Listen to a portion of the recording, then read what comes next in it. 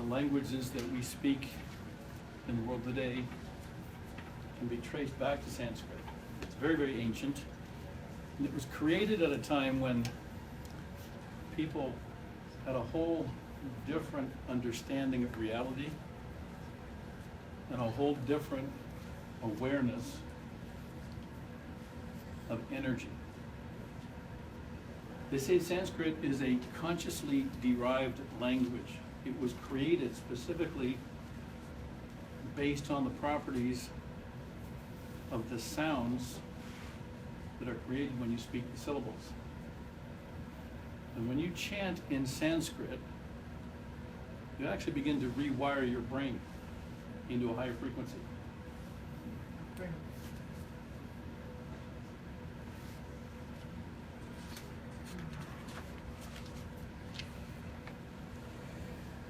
How many saw the movie when it came out, The Karate Kid? Back in 1985, The original. I think. Daniel-san.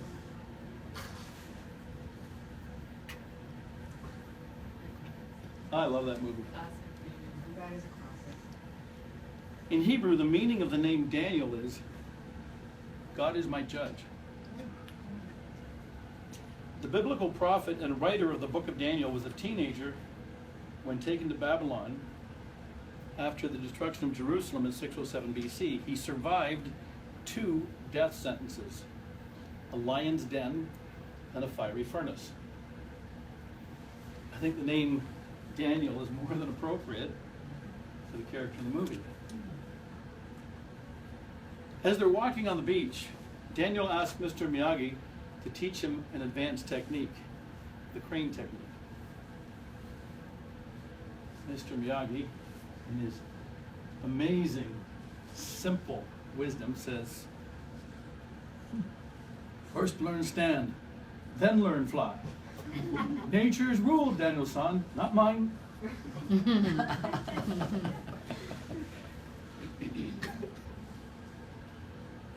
If I try to teach in a religious context, the receptivity of your being may be less optimized. People in the 21st century are largely not that impressed with religion anymore. If I make practical and simple that which is ageless and perfect, you might find yourselves grateful in the extreme. As a purveyor of wisdom, I continually seek ways to increase the effectiveness of my work in this regard. Therefore, tonight we are going to reveal some of God's most precious gems by contrasting various elements of truth with common ignorance.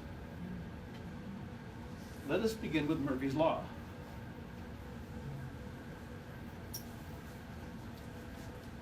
If anything can go wrong, it will. This was actually born in 1949 at Edwards Air Force Base. There was a captain named Edward A. Murphy. He was an engineer working on a project designed to see how much sudden deceleration a person could stand in a crash. One day, after finding that a transducer was wired wrong, he cursed the technician responsible, and he said, if there's any way to do it wrong, he'll find it. The contractor's project manager kept a list of laws and added this one, which he called Murphy's Law. Actually, what he did was take an old law that had been around for years in a more basic form, and he gave it a name. So let's start with my questions. Is this really a law? Does it become a law if we give it the power of our belief? Does it become a self-fulfilling prophecy by the power of our belief?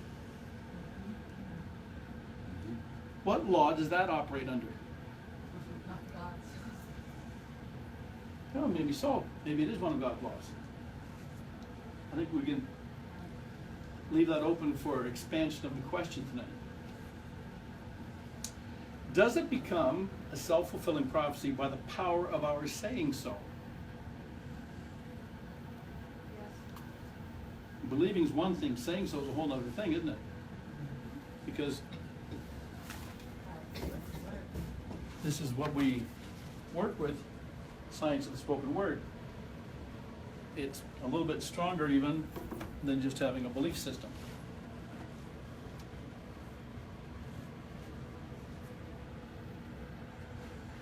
Would you call Murphy's Law a superstition?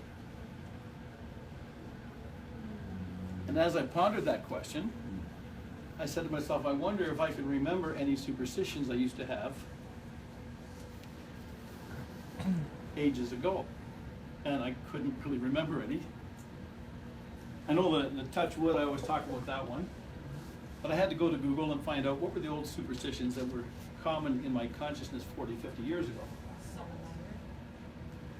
Step on a crack and break your mother's back. Oh, yes. Black cat under their ladder. Walking under a ladder, broken mirrors, 7 years bad luck. When you spill salt, toss them over your left shoulder. This was the first time that I heard about if you spill the salt. I just heard the toss it over your shoulder all my life. I didn't know why people did that. Really? Turn the room upside down and put salt on the water and it gets squeezed out of the house. A black cat crossing your path is unlucky. Number 13 is unlucky. Finding a four-leaf clover is lucky. Wishing upon a shooting star is lucky. True, isn't it? Throwing coins in a fountain is lucky. Seeing the bride on the wedding day is bad luck. Carrying the bride over the threshold is good luck. A rabbit's foot, the ultimate good luck. Poor rabbit.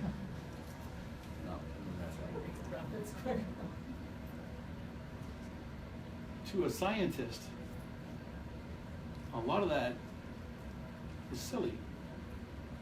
After you've done some experimentation, after you've understood some laws behind how things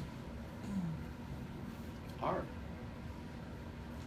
One of the greatest scientific minds we've ever been graced with was Sir Isaac Newton.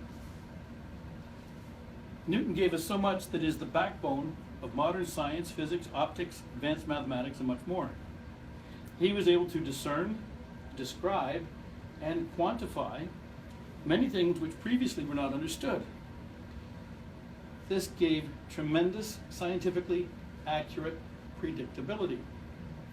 When you understand the operating principles of phenomenon, then magic and miracle become much more approachable as a higher science.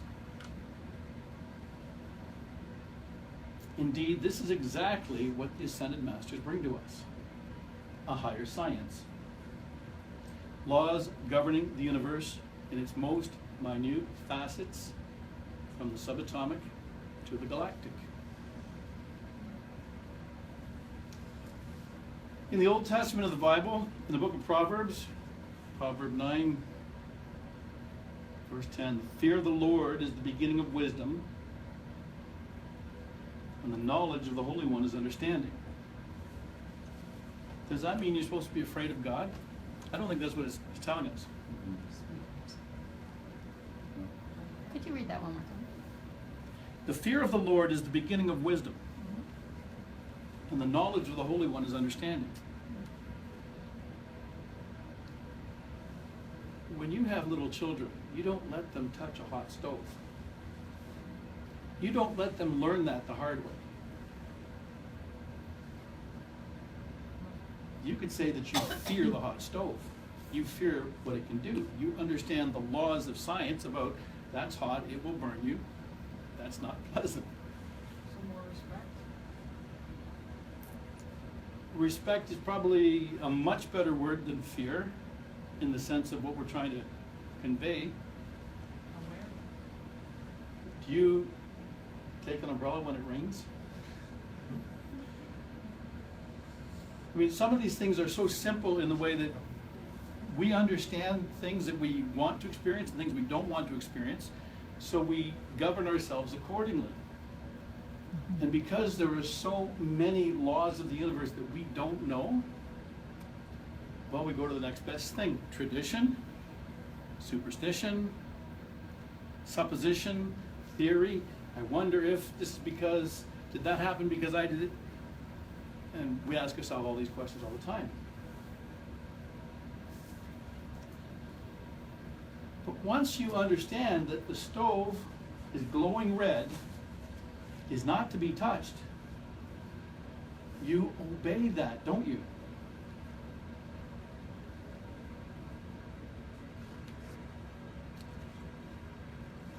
So obedience, when taught in a context of you must, because God said so, because so-and-so said, because whatever authority imposed the obedience condition, is not the best way to learn. It causes resistance, causes rebellion. But obedience, when held in the context of, this is a logical operating procedure to avoid pain, suddenly obedience is a whole new flavor.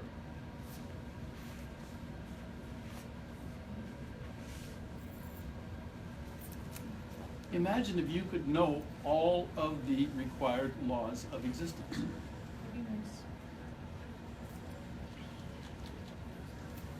Smart people would become more obedient to those laws.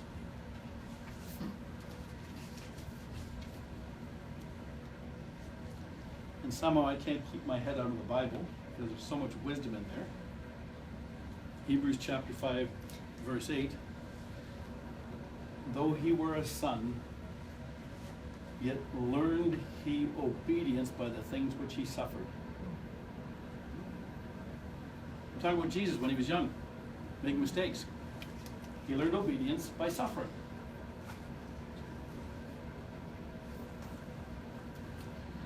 And being made perfect, he became the author of eternal salvation unto all them that obey him. So here's a guy who's become a perfected human being, can walk on water, can raise the dead, ascends into another dimension, out of our sight. And he says, you know what? You can do that too. If you obey the same laws of the cosmos that I learned to obey.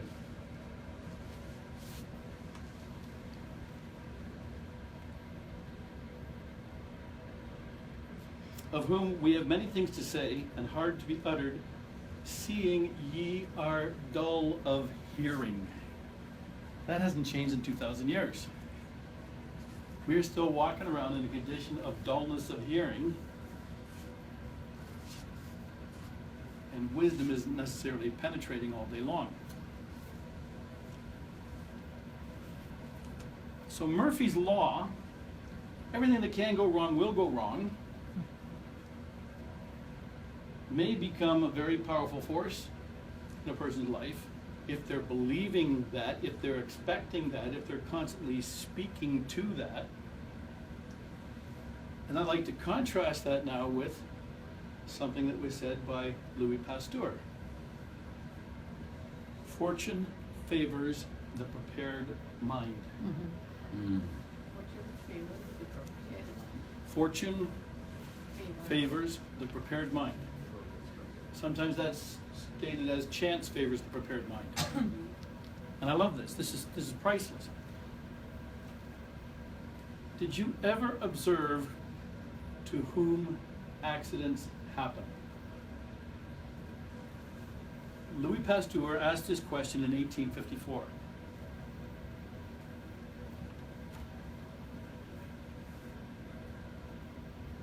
Did you ever notice people who complain a lot always have a lot to complain about?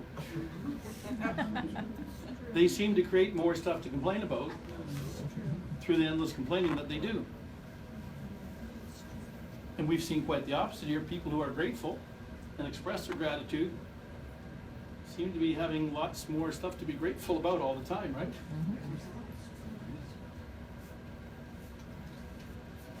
I'd like to express my gratitude for what happened on Wednesday. How many went to Elmville? 2, 3, 4, 5 of us. We had 10 people in Elmville on Wednesday afternoon giving the vigil. It was amazing. The first time, right? That was the first time there, yeah. Did they like it? They loved it. They loved It was it. great having Alex and Kevin and Cindy. It was great. Phenomenal. So good being there. Totally Good. different energy there too, Good energy in the room, right? very much. It's good here. It's, And Ronnie, I couldn't believe, said, let's do this every month. it's great. It was a wonderful, wonderful She actually afternoon. said every week, but that's what it looks like. Fortune favors the prepared mind. It is because in the fields of observation, fortune favors the prepared mind. The context in which Louis Pasteur said that, he was talking as a scientist observing experiments. And he was referring to the fields of observation. To the person who has a prepared mind, he's going to notice what he's supposed to notice more effectively. But I'm going to suggest it applies to life, especially in business.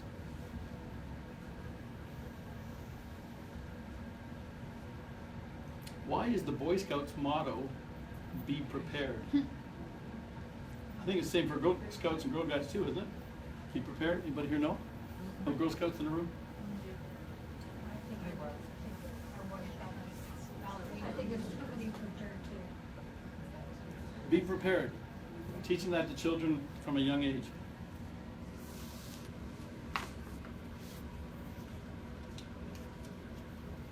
Without a prepared mind, what may be a wonderful opportunity very easily will not be noticed. Life is filled with wonderful opportunities, one of them being in this room. And people who don't have a prepared consciousness won't have a chance to discover that.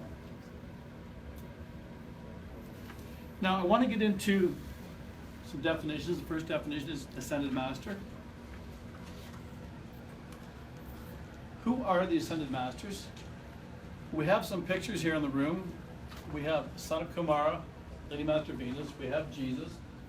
We have Saint Germain, Kuthumi, El Moria, Lord Maitreya, Archangel Michael, a Buddha named Vajrasattva. Who are these Ascended Masters? Oh, there's so much more than that.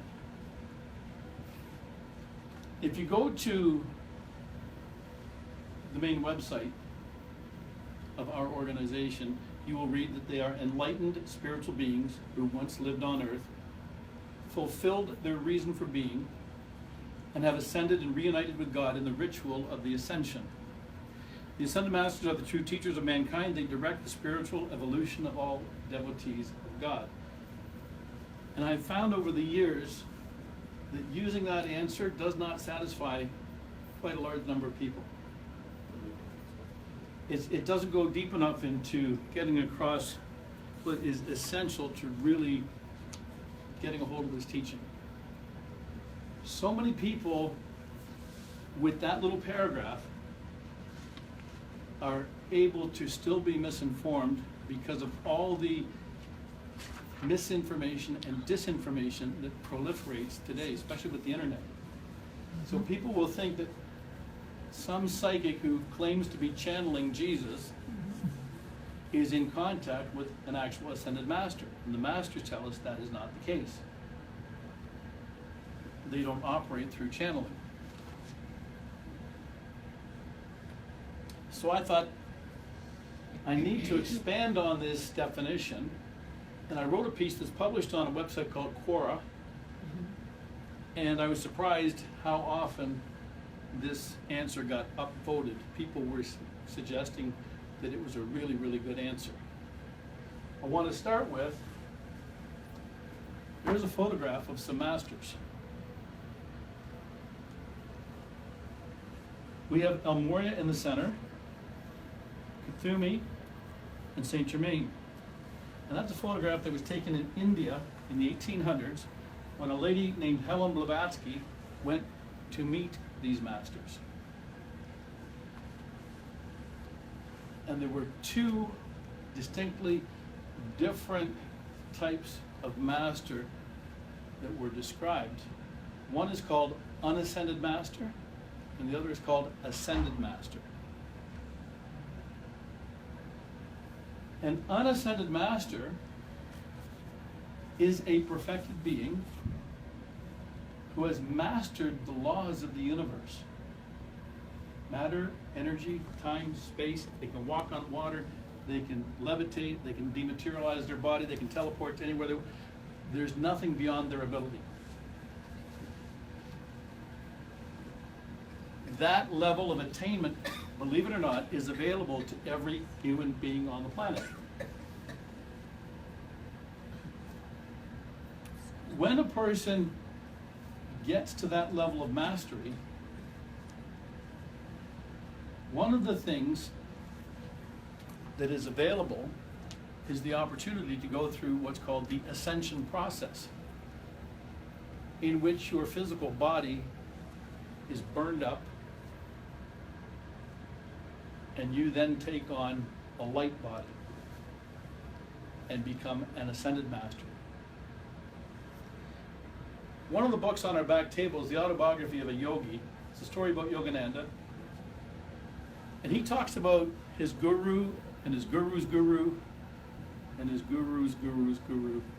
At the head of the line, the lineage of gurus, is Babaji Nagaraj. And Babaji doesn't look even 40 years old, and he's over 600. In the same physical body. And he says, I will retain this body until all of humanity has made it into the next level. He has chosen not to ascend. Now, Morya, Saint Germain, Kuthumi, Jesus, many masters have chosen to go to the ascended state and operate from that level. Those are ascended masters. The key distinction that I bring your attention to is that the masters we talk about are real, historically recent enough that their biographical information is available, and they're not some disembodied spirit being channeled by a psychic. They are living, breathing beings who may, in a heartbeat, show up anywhere, anytime, in a physical form. And indeed, Saint Germain did this in the 1700s. He was a very good friend of King Louis XIV and Louis XV. And Louis XV enjoyed his company so much, he said, I'll give you a suite of apartments here at Chambord Palace, and please come set up your alchemical laboratory and stay a while. That's Saint Germain's portrait, which hung in the Louvre for many years. He was seen all over Europe for 110 years, known by all the royal families, all the heads of state. And he never aged. They called him the Wonder Man. King Louis said he had this most annoying habit of showing up in the king's court without using a door. But his biographical information is available. It's very recent. It's not so far into the distant past. And that's the same Saint Germain that in the 1800s was with Helen Blavatsky in India. It's the same Saint Germain who met Guy Ballard, the gentleman in the white behind Kevin there, at Mount Shasta in 1930. It's the same Saint Germain that we have our teachings from, and our most special and precious gift that we're going to teach you tonight, called the Vital Flame. Guy Ballard met him in person in California in 1930.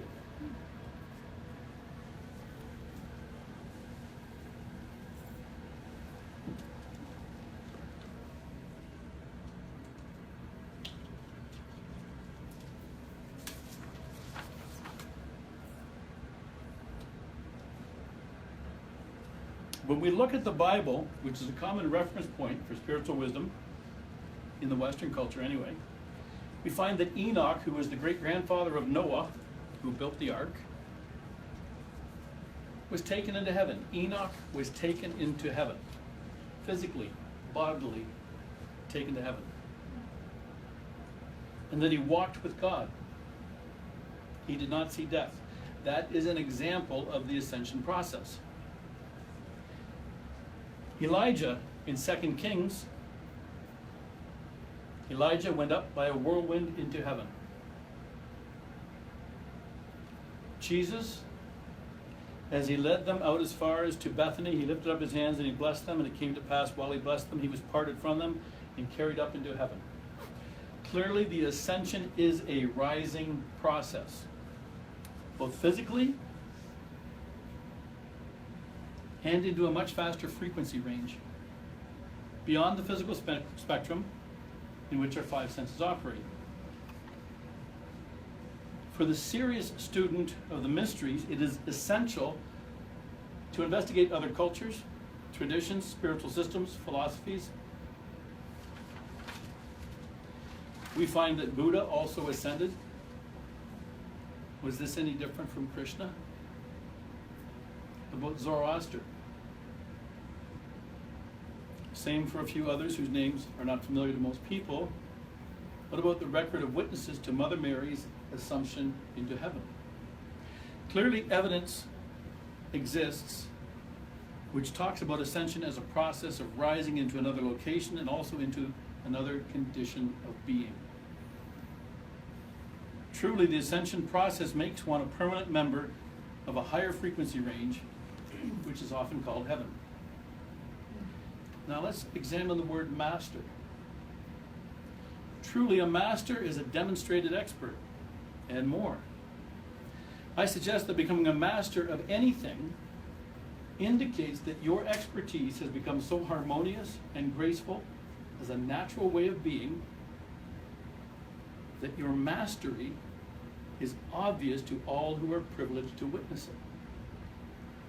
Who is more developed, an expert or a master? I say a master by far exceeds the attainment of the more common expert. In the context of an ascended master, I make the following assertion.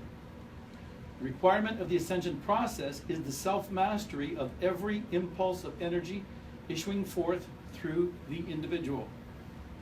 When all energy being put out by the individual is expressing continuously the vibrations of love, peace, harmony, gratitude, forgiveness, control, power, victory, opulence, and other perfected expressions, then the demonstration of mastery is self-evident. Other occurrences noticed by witness will often be demonstrations of mastery over the elements, such as levitation, teleportation, transmutation of substance, healing, etc. The Ascended Masters are truly the most capable and qualified teachers of humanity on this and other worlds. They have always been with us, and they remain accessible to this day.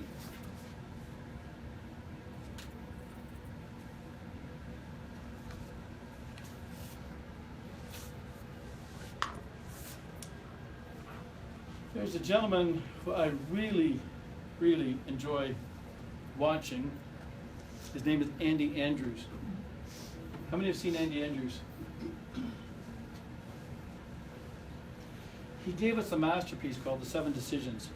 Now, when you're thinking about nature's laws, God's laws, Murphy's laws, it's easy to relate to Andy because he really starts his quest as a teenager who just lost both his parents. One died in a car accident, one died of, I think, cancer. He was suddenly homeless and without family. And he was pondering questions like, is this how life is? Some people get the Rolls Royce. Some people get to live under a pier and work on a fishing boat.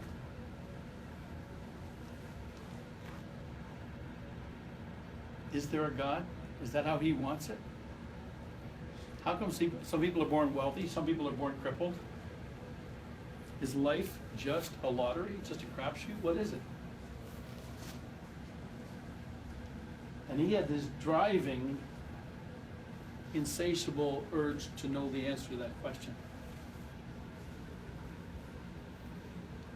And the presentation that he has put together, which was on public television about 20 years ago, and you can see it on YouTube now, Andy Andrews, The 7 Decisions. Absolute masterpiece. The very first decision he learned that he had to make was what he calls the responsible decision. The buck stops here. He describes it this way. From this moment forward, I will accept responsibility for my past. I understand that the beginning of wisdom is to accept responsibility for my own problems. And that by accepting responsibility for my past, I free myself to move into a bigger, brighter future of my own choosing. Never again will I blame my parents, my spouse, my boss, or employees for my present situation. Neither my education or lack of one, my genetics, or the circumstantial ebb and flow of everyday life will affect my future in a negative way. If I allow myself to blame these uncontrollable forces for my lack of success, I will be forever caught in a web of the past. Do you think Murphy's Law operates under that kind of a mindset? Yes.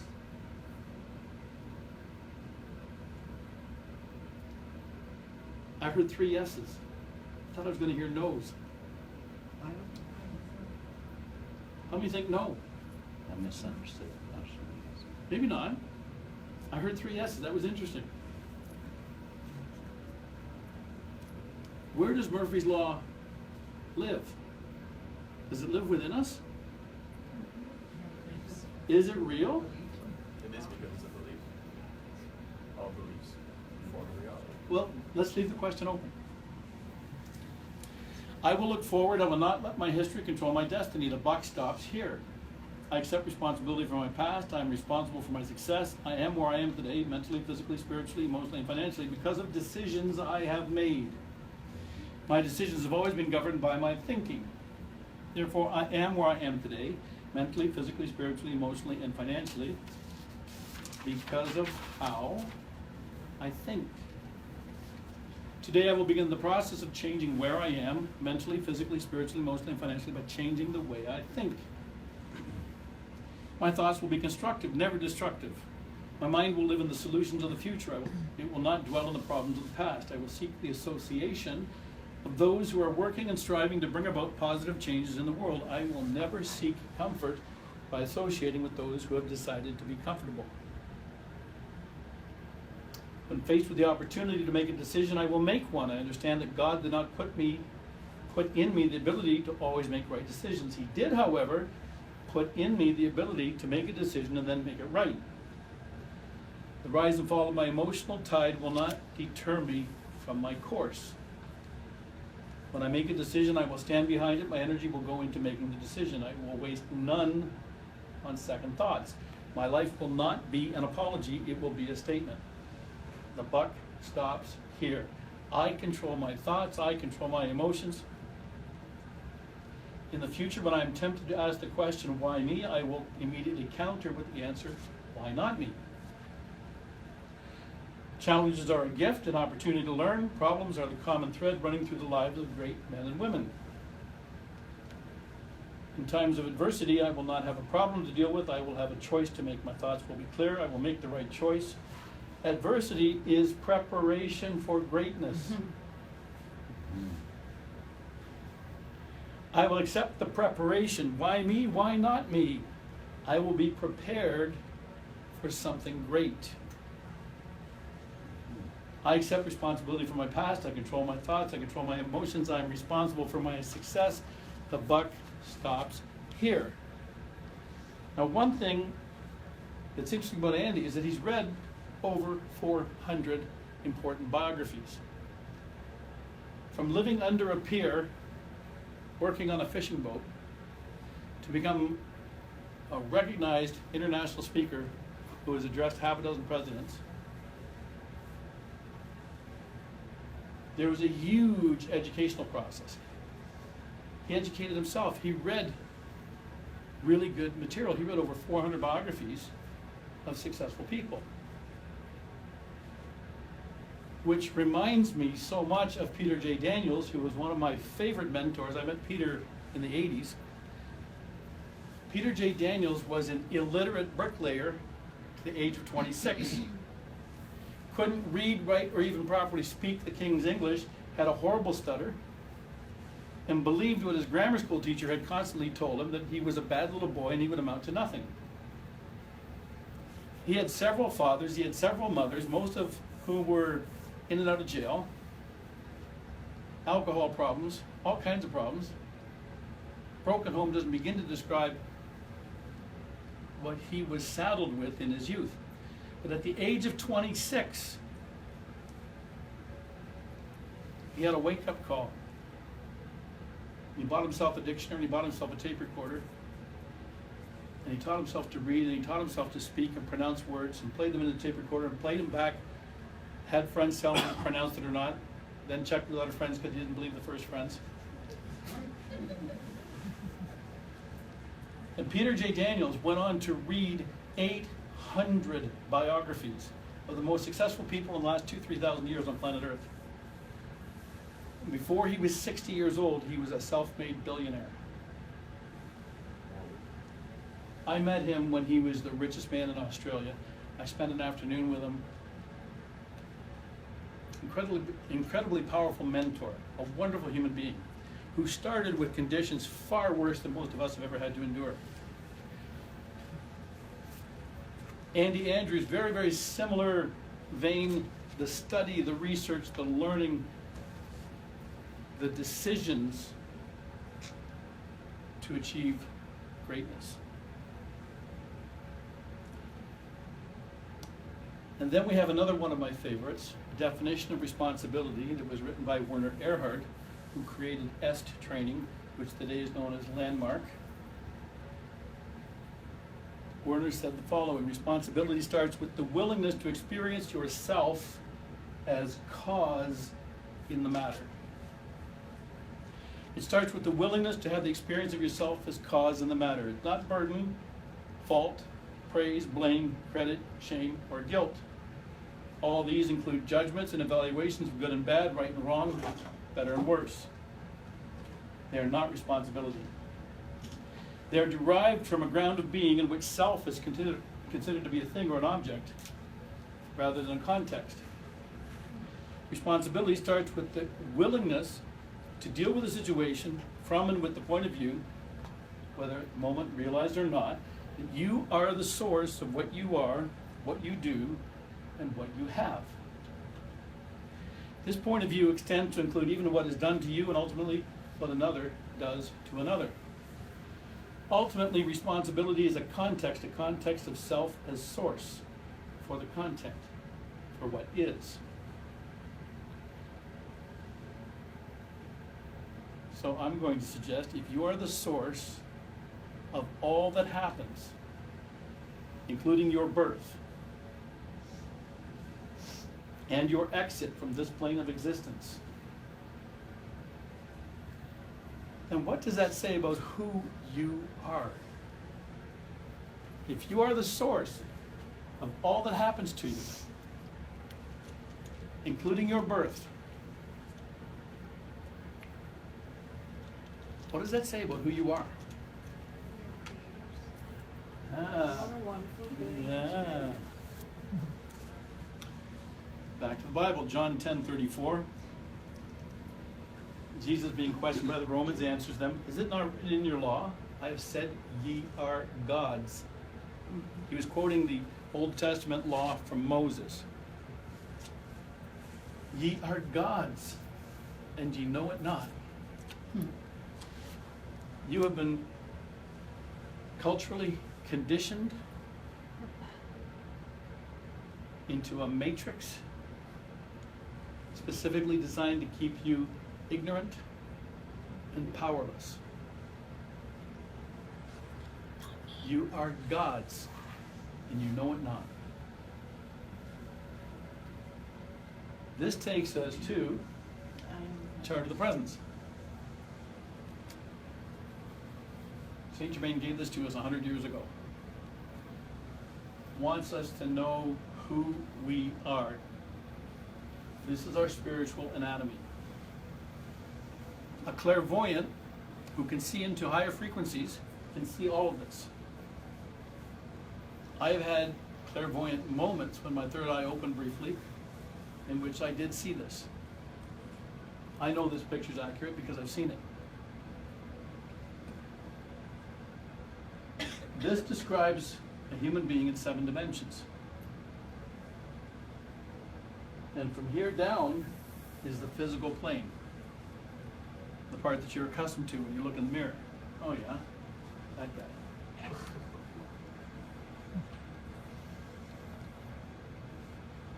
Some people think they are their body.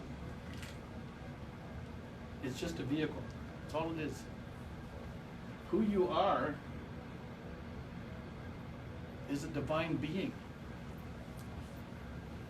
An individualized expression of the one divine being that we call God. Call it what you want. There is only one consciousness in the entire universe, and we are all part of it. We're individualized expressions of that divinity. And from the plane of the I am presence, which is what we call that, the divine source, there is a current of life force energy moving down into lower vibrational frequency ranges till, I got it, Kevin, I'm good. Now that you got it down here. Well, I was made waiting one for of your building up, I so. know, perfect. Rip is long. It fell. Find the nail. Find the nail, find the nail. I'll find it in a break. I gotta find both of them, so. Pulsation of life force energy coming down from the spiritual planes into the physical plane, anchoring in the human vehicle.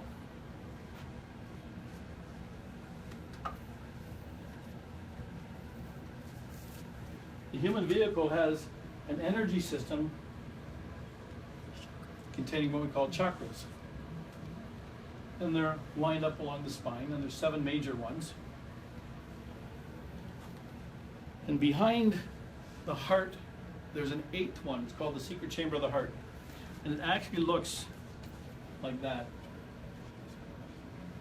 And this life force energy is coming down, entering through the top of the head, moving into the secret chamber,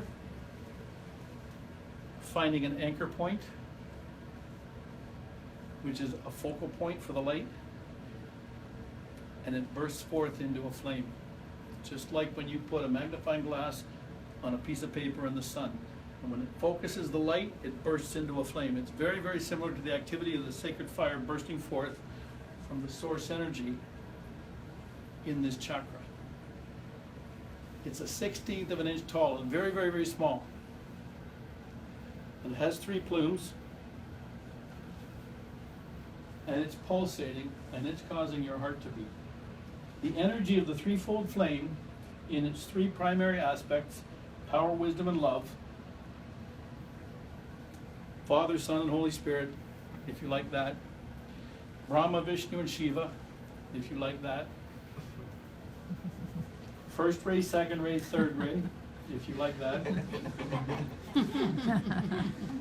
This energy is pulsating, and it is distributing through the chakra system into 7 different frequency ranges, which move the energy into the glandular system from the pituitary all the way down, and moves that energy into the physical body and actually powers the physical body.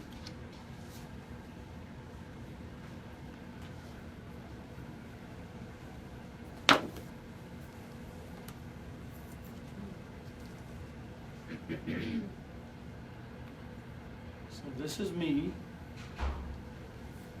This is who I am. And every time I think in the context of me, I am existing in my personality, in my ego, in my lower self-consciousness, in the idea of separateness, like me is not you. And when I raise my concepts into the understanding of I am, I'm in the oneness that we're all part of. We are infinitely powerful beings because we are divine beings. And what the masters share with us is not just the knowledge of who we are, but how to access what we previously have not had access to. And more importantly, the type of information about what we should access, because there are many, many things that we could spend our time on that will not lead us to our ultimate proper goal. In our second half, we're having a break in 6 minutes. In our second half of the presentation, we're going to go into what it is we do want to focus on, our spiritual destiny, and how to get there effectively, and what is this phenomenal gift that we call the violet flame. So I'm going to go back to Murphy's Law for a moment and suggest that we have energy pouring through 24/7.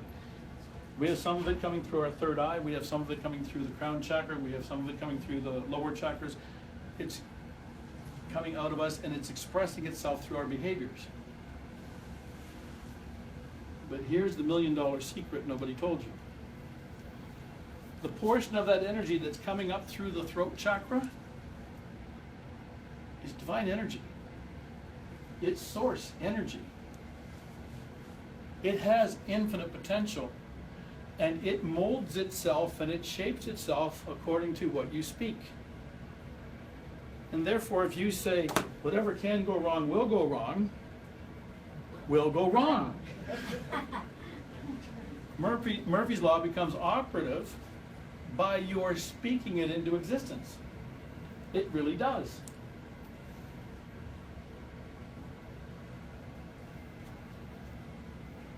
All that exists has been brought into existence through speaking. Back to the Bible. In the beginning was the Word. Book of John, chapter 1, verse 1, word 1. In the beginning was the Word. And John got that from ancient India, where they've known this for thousands of years. That's what mantra science is all about. Everything is spoken into existence. And God said, let there be light, and there was light. Everything that we speak, we bring into existence. Once you get that the buck stops here, I am the source of all that I create. The next logical question is, what then should I create? Because I want to be more diligent and more responsible about my speaking, knowing that I'm going to create everything I say. And that's why, back to the Bible, so much wisdom in that book. Jesus taught the apostles to pray the Lord's Prayer. Because the Lord's Prayer, when you look at the words, thy kingdom come, thy will be done on earth as it is in heaven, was intended to be a directive to the source energy to flow into the world the perfected magnificence of God's will. Do you think God's will for you is Murphy's Law? No. Quite the opposite. God's will for you is magnificence. And if you speak, thy kingdom come, thy will be done on earth as it is in heaven, understanding that you're calling forth divine perfection to now be created in the world, that's a whole different idea about what that prayer was intended to be. Unfortunately, they don't tell you that in church. We're going to start our break 3 minutes early. We're going to be away from the broadcast until